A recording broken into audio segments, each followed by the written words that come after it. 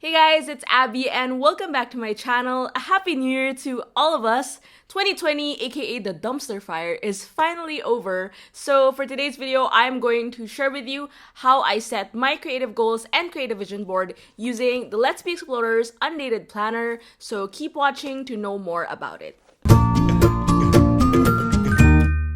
Before we begin, this video is sponsored by Skillshare. Skillshare is an online learning community for creatives where millions come together to take the next step in their creative journey. Members get unlimited access to thousands of inspiring classes with hands-on projects and feedback from a community of millions. It's specifically curated for learning, meaning there are no ads, and they're always launching premium classes so you can stay focused and follow wherever your creativity takes you. The best part is, it's only less than $10 a month with an annual subscription. I've personally have been taking Skillshare classes for the past year, as you know, and it's been such a great way for me to keep discovering my creativity and keep learning new skill sets along the way. And especially now we're welcoming a new year, what better way to start the year than venturing into all these creative avenues for self-discovery and, just to keep making things. So keep watching to know more on how you can get a free trial of Skillshare Premium membership. Now let's head on to Plan With Me. The planner I'm using is by Everyday Explorers Co., and it features a set of prompts to write on before every year, quarter, and month. If you're using a bullet journal or have a separate notebook for goal setting, I suggest getting some prompts and ideas here and applying them in your own journals.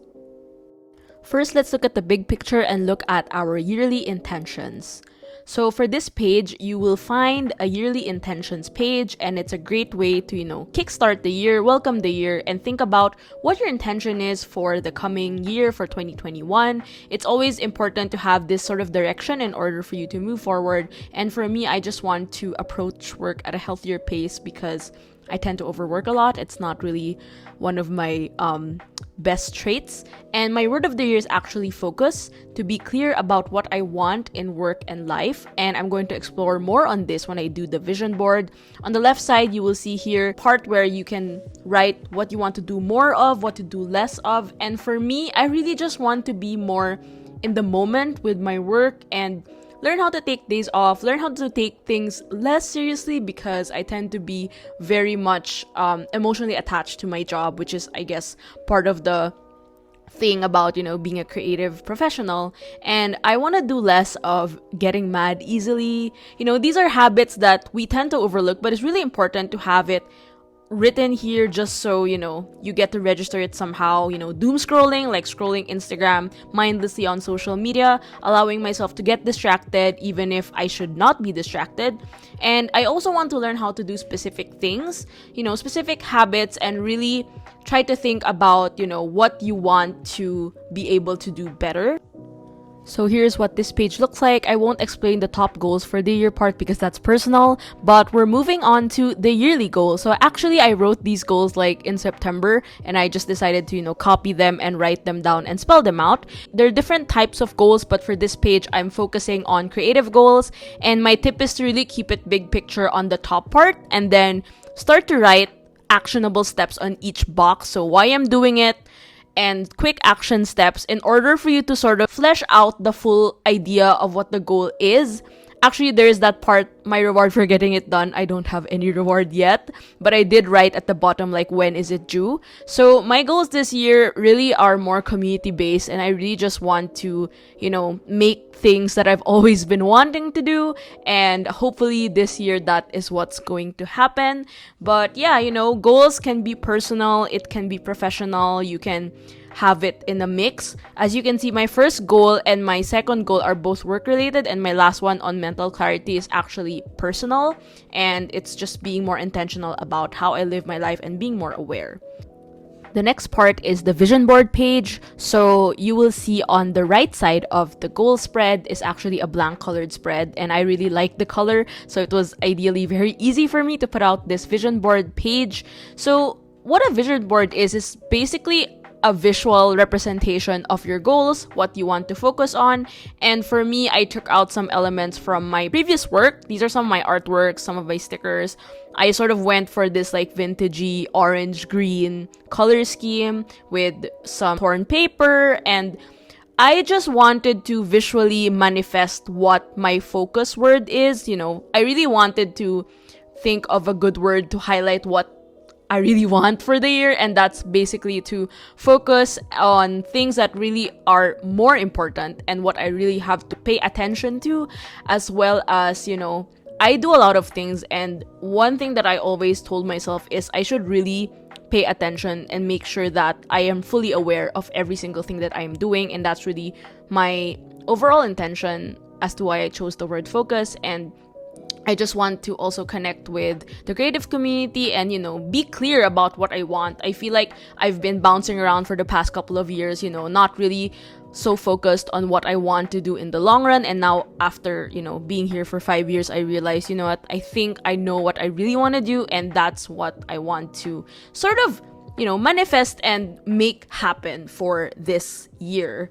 And I really enjoyed these like peel off MU prints and these stamps, which I have not used for quite some time. So instead of just making it a visual vision board, I was like, what, maybe I should, stamp outward focus just so I know what to, focus on. Wow, so meta. There you have it. And I just like how, after a lot of pages full of text, there is this little breaker. I suggest trying out this vision board for any journal that you have. This is also part of the creative challenge that I host, so it's a great way to have things, literally visualized right in front of you, and that's such a great way to, make those goals happen.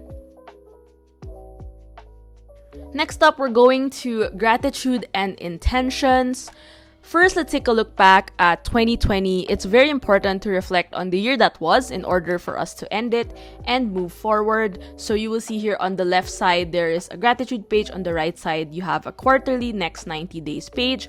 On the left, I am just writing down things that I'm thankful for. So actually last December, I had a little plan sem with CH and we discussed, what our plans are for 2021.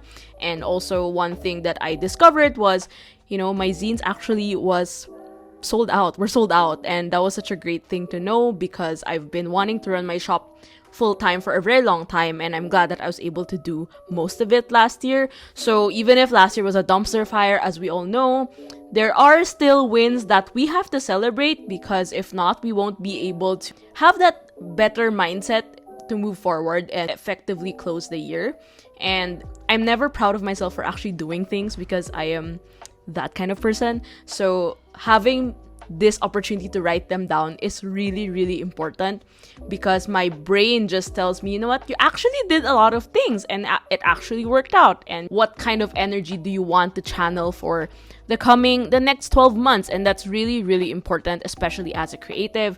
And every quarter you have this, my mantra. So for this quarter, my mantra is really to stay present and don't look too far ahead. I tend to overplan things, so I hope I lessen that this coming quarter. And also for the intention, I just want to channel my energy into places and things and priorities that are deemed more important for this specific time frame. It's also important to note that when you make goals, you have to set timeline for it, just so you know what you're working with and you don't get fully overwhelmed. We don't like being overwhelmed in general. And this last one, I just said, I'm actually capable of doing these things, because, you gotta cheer yourself on.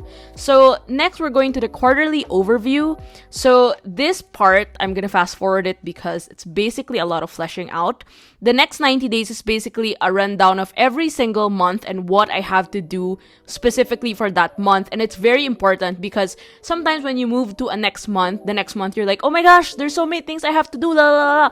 And what I'm gonna do is I'm just gonna look at this page and realize, like, okay, these are things I have to do. Now I have to get to work. So you now can see what are the things I'm going to be working on, but I can't wait to share with you all of these updates in the coming months. I still have to, of course, hunker down and actually do the work.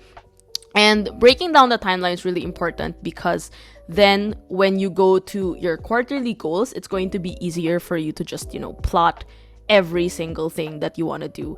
So for the quarterly goal, I would suggest just be more specific, and that way your goals become clearer. So for this quarter, I just want to fix all my files. I actually started moving my files to Notion, and then, when you start a new year, usually set up a new income statement, set up new folders, files, share the important links to your assistant, stuff like that. Basically managing the whole shebang of like setting up for a new year, which I haven't really done. So I kind of want to take it slow and make sure that I'm going to spend the next quarter doing just that. Also because I also decided to take a break from the shop, so the next few months will be focused on product development, and hopefully if I do it, my reward is I finally get a new camera because I've been wanting it for quite some time, maybe like 2 years in the making, so I'm actually excited about it. Next, we're going to the monthly dashboard. So I know this is a lot, but bear with me.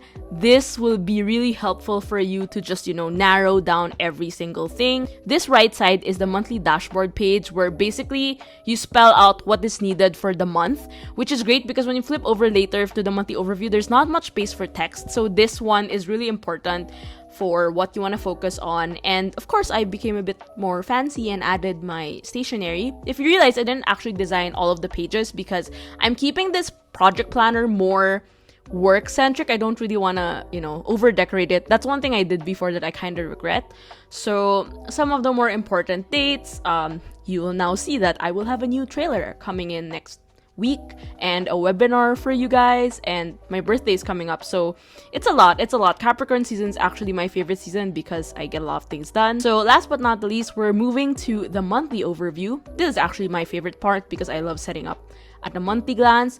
For context, just so you don't feel like I feel like Abbey is so good at writing down what she has to do, I already planned these entries on Notion because I did my content planning a few days earlier, and here I am just, decorating. So some of the stamps ink seem to, blot or ghost on the next page. So my issue is always like figuring out a way to not make sure that it's visible, if you know what I mean.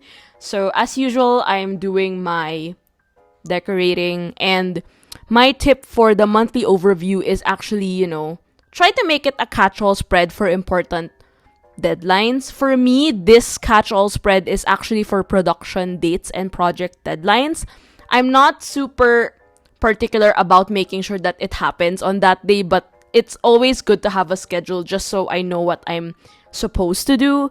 And one thing that I want you to remember is goals can actually change over time. It's totally okay if things don't turn out the way you planned them. That's the reason why we set goals. We try to measure our rate and how we get along and how we actually work. And if it doesn't work out, you can always try again. I've been setting goals for a really long time, so it's no secret that it has really helped me achieve success in some way. I don't want to say it's like the end of the road, but like it's really helped me get to where I am now. And with that, I hope that you are able to discover what goals and how you can actually be more mindful about your own goal setting. So as you can see, I basically filled up the full shebang, and each color of pen ink determines the type of content I did. So it's YouTube, Patreon, or Instagram, and I just like adding some last minute things. Actually went in for a very sage-y, vintage, minimalist vibe for this page. Not minimalist, just vintage. So that is it for this spread. And now a final flip through of some of the pages that we finished for this video.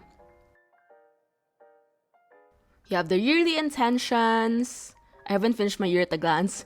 Your yearly goals, the vision board page at the right side, gratitude and intentions page on the left, and next 90 days on the right, quarterly goal page, monthly dashboard page, and last but not least, the monthly overview page.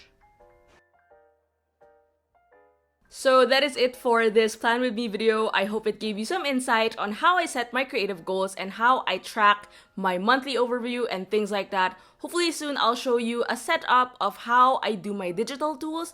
But for now, one thing I want to let you know when you're setting creative goals is that it takes a lot of time, and it doesn't necessarily mean that once you have a goal for this month that you want to carry it out for the rest of the year. Just keep doing it. Just keep focusing on what really matters, and also try to figure out what intentions you want to have and what drives you to get out of the morning every day. Because for me, it's really making things, and that has really kept me on my feet since I was a young kid. So yeah, I hope you enjoyed this video. Thank you again to Skillshare for sponsoring this video. The first 1,000 to click the link in the description will get a free trial of premium membership so you can explore your creativity and start the year right. Last but not least, if you're up for a challenge this year, make sure to check out our hashtag 2021 Creativity Challenge on our community page on Instagram. It's 10 prompts per month, and I suggest pairing it up with a suggested Skillshare class and try out different techniques because